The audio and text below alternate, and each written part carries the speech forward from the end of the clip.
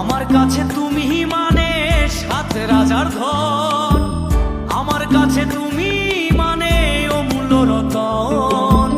তোমার কাছে হয়তো বন্ধু আমি কিছু না, তাই তো তোমার স্বপ্নে বন্ধু আমি আসি না।